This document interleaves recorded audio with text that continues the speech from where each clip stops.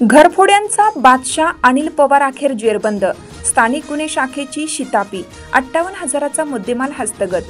शहर व परिसरातील सलग घरफोड्या व चोरीच्या घटनांमुळे नागरिक भयभीत झालेले असतानाच अखेर स्थानिक गुन्हे शाखा परभणीच्या शितापीमुळे सराईत घरफोड्या करणारा आरोपी अनिल नंदू पवार वय 35 राहणार शिरसगाव तालुका श्रीरामपूर जिल्हा अहिल्यानगर हा जेरबंद झाला आहे। तब्बल 58,500 रुपयांचा मुद्देमाल हस्तगत करत पोलिसांनी या आरोपीला सेलू पोलिसांच्या ताब्यात दिले असून त्याच्याकडून आणखी 2 गुन्ह्याचा उलगडा झाला आहे।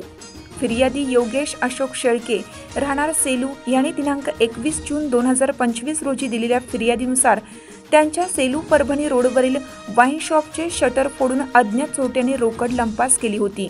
या गुन्ह्याचा तपास सुरू असतानाच पोलीस अधीक्षक रवींद्र सिंह परदेशी यांनी स्थानिक गुन्हे शाखेला समांतर तपासाचे आदेश दिले।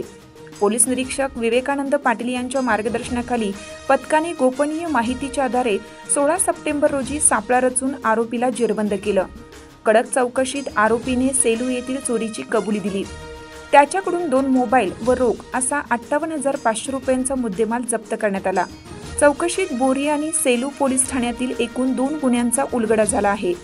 या कारवाईत अपर पोलीस अधीक्षक सूरज गुंजाळ यांच्या नेतृत्वाखालील पोलीस निरीक्षक विवेकानंद पाटील, सहाय्यक पोलीस निरीक्षक श्रीधर जगताप, पोलीस उपनिरीक्षक चंदनसिंह परिहार, सिद्धेश्वर साटे, विलास सातपुते, मधुकर ढवळे, उमेश चव्हाण, नामदेव डुबे, राम पौळ, संजय घुगे तसेच स्थागुशा पथकातील गणेश कौटकर, संतोष वाव्हळ यांचा सहभाग होता।